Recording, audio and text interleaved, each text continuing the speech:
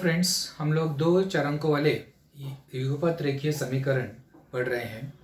पिछले वीडियो में हमने इन समीकरणों को कैसे हल किया जाता है वो हमने देखा था।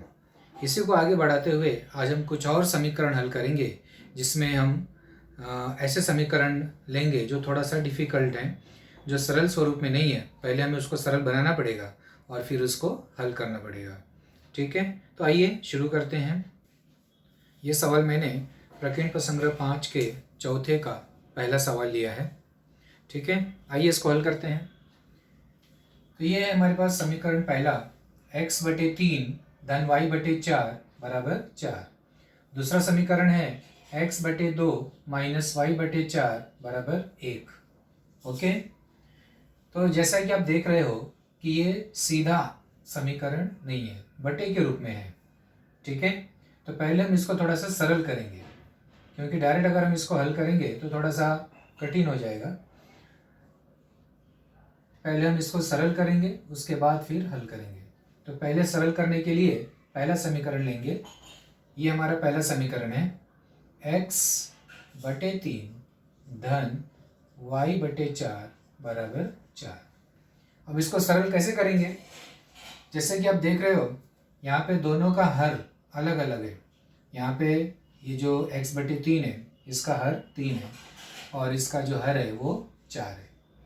तो दोनों का हर अलग अलग है, इसीलिए हम यहाँ पे तिर्यक गुणा कर सकते हैं या फिर दोनों को लसावी लेके हल कर सकते हैं, बराबर। या दोनों का जो हर है वो समान कर सकते हैं, किसी भी तरीके से इसको हल कर सकते हैं। तो तिर्यक गुणा मैं करता हूँ। ओके, आपको पता है तिर्यक गुणा किस प्रकार किया जाता है। 4 का गुणा x में करेंगे, 4x हो जाएगा, बीच में प्लस का चिन्ह है। 3 का गुणा y में करेंगे, 3y हो जाएगा, और बटे 3 का गुणा 4 में करेंगे तो ये हो गया 12। इस प्रकार से तिर्यक गुणा किया जाता है, बराबर। यहाँ पे है 4। फिर से एक बार देखो क्या किया मैंने। 4 का गुणा x में, तिर्यक बोलते हैं ना इसे। तिर्यक मतलब तिरछा गुणा। तो तिरछा 4 का गुणा x में 4x धन फिर 3 का गुणा y में 3y बटे 3 का गुणा 4 में यानी 12 बराबर 4। इसको ऐसे लिख दिया। अब इसके बाद ये हो गया हमारा बाएं पक्ष में और ये हो गया हमारा दायां पक्ष। अब दोनों का तिर्यक गुणा करेंगे, दोनों पक्षों का तिर्यक गुणा करेंगे, क्योंकि यहाँ पे 4 है, इसको हम लिख सकते हैं 4/1। तो दोनों पक्षों का जब हम तिर्यक गुणा करेंगे तो ये हो जाएगा 4x धन 3y का गुणा 1 में होगा, तो 4x धन 3y बराबर 12 का गुणा 4 में होगा तो ये हो जाएगा 48। ये देखो, ये समीकरण हो गया एकदम सीधा। पहले बटे के रूप में था यहाँ पे, उसको हमने सरल करके सीधा कर दिया। समझ में आया? इसी प्रकार से हम दूसरे समीकरण को भी सरल करेंगे। तो ये जो दूसरा समीकरण है वो ये है, x/2 माइनस y/4 बराबर 1। तो यहाँ पर भी वैसे करेंगे। 4 का गुणा x में करेंगे, 4x बीच में माइनस है।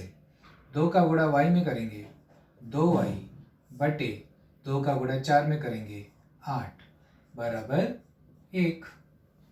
ठीक है, अब ये दो पक्ष आ गया यहाँ पे, तो 1 को हम लोग लिख सकते हैं 1/1। 4x माइनस 2y का गुणा 1 में करेंगे, 4x माइनस 2y आएगा बराबर 8 का गुणा 1 में करेंगे तो 8, 8 एक कम 8। तो ये समीकरण भी हमारा एकदम सरल हो गया, सीधा हो गया। ये हमारा दूसरा समीकरण। अब ये जो दोनों समीकरण हमें प्राप्त हुए, इन दोनों को देखते हुए हम आगे सरल करेंगे। तो दोनों समीकरणों को देखने पर हमें ये पता चलता है कि x का जो गुणांक है वो समान है, राइट। तो इसके पहले हमने पढ़ा है, जिस चरांक का गुणांक समान होगा उसके चिन्ह पर ध्यान देते हैं। यहाँ पे चिन्ह क्या है? प्लस, और यहाँ पे भी चिन्ह क्या है? प्लस। समान चिन्ह है, तो समान गुणांकों वाले का जब चिन्ह समान होगा तो हम क्या करते हैं? दोनों समीकरण को घटाते हैं। ठीक है, तो पहले समीकरण में से दूसरे समीकरण को घटाएंगे हम। किस प्रकार घटाएंगे? दोनों समीकरण को एक के नीचे एक लिख लेंगे। तो यहाँ पे मैं फिर से लिखता हूं, यहाँ पे 4x धन 3y बराबर 48, ये हमारा पहला समीकरण है। और दूसरा 4x माइनस 2y बराबर 8, ये दूसरा समीकरण। x का गुणांक समान है, यहाँ पे समान चिन्ह भी है प्लस प्लस, इसलिए हम क्या करेंगे? घटाएंगे। तो जब हम घटाते हैं तो नीचे वाला जो समीकरण होता है उसके चिन्ह बदल जाते हैं। ये प्लस है तो माइनस, और ये माइनस है तो प्लस, और ये प्लस है तो माइनस। यहाँ आप साइड में लिख सकते हो घटाने पर। ओके, 4x में से 4x गया तो 0, मतलब इसको हम ऐसे कट करके बता सकते हैं, ये 0 हो गया। 3y प्लस 2y, 3y और 2y कितना होता है? 5y बराबर 48 में से 8 गया 40 बराबर, इसलिए y बराबर 40/5, इसलिए y बराबर 8। y बराबर कितना हो गया? 8। तो y का मान आ गया। तो y का मान इन दोनों में से किसी एक समीकरण में रखकर उसका मान हम ज्ञात कर सकते हैं। तो किसी एक समीकरण में रख दो मान, तो समझो मैं यहाँ पे रख रहा हूँ y बराबर 8 समीकरण 1 में रखने पर, ठीक है। तो ये क्या हो जाएगा फिर? ये है 4x धन 3y, तो 4x धन 3y, तो y की जगह पर 8, 3 गुणे y बराबर 48। इसको सरल कर दो, 4x धन 3 अट्ठे 24 बराबर 48। इसके आगे यहाँ पे लिखता हूँ, इसलिए ये जो 24 है उधर जाएगा तो हो जाएगा 4x बराबर 48 माइनस 24, प्लस 24 था उधर जाएगा तो माइनस 24, इसलिए 4x बराबर 24, 48 में से 24 गया तो 24, और इसलिए x बराबर 6 आ गया। x का मान 4x बराबर 24, तो x बराबर कितना? 24/4, यानी कि x बराबर 6। समझ में आया? तो इस प्रकार से हम जो है इस समीकरण को हल कर सकते हैं। हल करने का तरीका वैसे ही है, सिर्फ शुरुआत में ये जो समीकरण भिन्न के स्वरूप में दिया था उसको हमने तिर्यक गुणा करके सरल स्वरूप में चेंज कर दिया। उसके बाद जैसे हमने पहले सीखा था उसी प्रकार से इसको हमने हल किया है। समझ में आया बच्चों? तो भिन्न वाला समीकरण अगर आएगा तो इसको हम लोग ऐसे हल कर सकते हैं। एक सवाल और देखेंगे हम लोग, तो आपको और थोड़ा सा अच्छे से समझ में आ जाएगा। ये हमने दूसरा सवाल लिया है, आइए इसको हल करते हैं। ये हमारा पहला समीकरण है, x/3 धन 5y बराबर 13, ठीक है। तो जैसे कि देख रहे हैं आप भिन्न स्वरूप में दिया गया है, इसको हम सीधा बनाएंगे तिर्यक गुणा करके। तो x/3 है तो 3 का गुणा, इसको हम ऐसे लिख सकते हैं 5y/1। तो x का गुणा 1 में करेंगे, x एकम x प्लस 3 का गुणा 5y, 3 गुणे 5 15y बटे 3 का गुणा 1 में यानी 3, ये हो गया बराबर 13।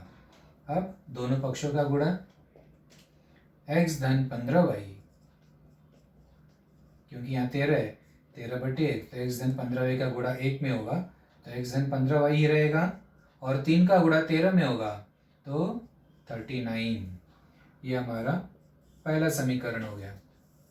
फिर ये दूसरा समीकरण है, 2x धन y/2 बराबर 19।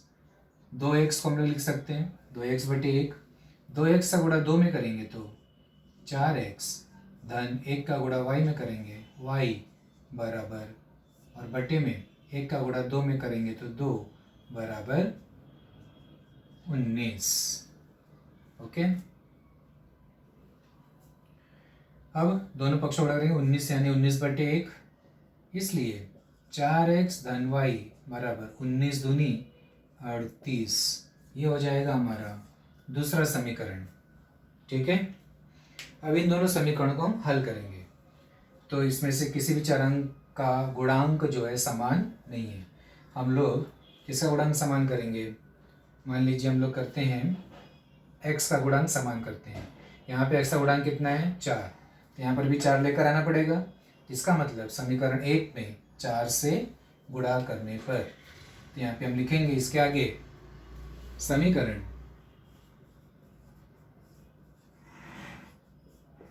1 में 4 से गुणा करने पर।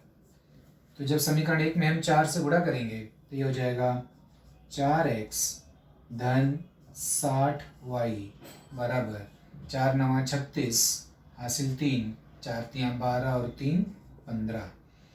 ठीक है, ये हमारा हो गया तीसरा समीकरण। अब इसके बाद आप देख रहे हो कि x का गुणांक समान हो गया। अब इन दोनों समीकरणों को, ये जो तीसरा समीकरण प्राप्त हुआ है और दूसरा समीकरण, दोनों को एक के नीचे एक लिख सकते हैं। तो ये जो तीसरा समीकरण है इसको मैं यहाँ पे फिर से लिखता हूँ, 4x धन 60y बराबर 156। इसी के नीचे वो दूसरा समीकरण लिख रहा हूँ, 4x धन y बराबर 38। दोनों का गुणांक समान है और चिन्ह भी समान है, इसलिए हम घटाएंगे। ठीक है, घटाने पर तो 4x और -4x कट हो गया। 60y में से एक y गया तो 59y बराबर 156 में से 38 घटाना है। 16 में से 8 गया 8, 14 में से 3 गया 11, इसलिए y बराबर 118/59, इसलिए y बराबर 2। 59 गुणे 2 कट जाएगा, 59 एकम 59, 59 दूनी 118, तो y बराबर 2 आ गया y का मान। अब ये जो y का मान है किसी भी एक समीकरण में रख दो। y का मान y बराबर 2 समीकरण 1 में रखने पर। तो जब हम समीकरण 1 में रखेंगे, इसलिए x धन 15 गुणे 2 बराबर 39। इसके बाद x धन 15 दूनी 30 बराबर 39, इसलिए x बराबर 39 माइनस 30 और इसलिए x बराबर 9। ये भी हल हो गया। बराबर देखा आपने, जो भिन्न स्वरूप के समीकरण थे, अंश और हर के रूप में जो समीकरण दिए थे, उनको हमने इस प्रकार से बहुत आसान तरीके से हल कर दिया। ठीक है, इसी प्रकार से आप बाकी सवाल भी कर सकते हो। Okay, thank you.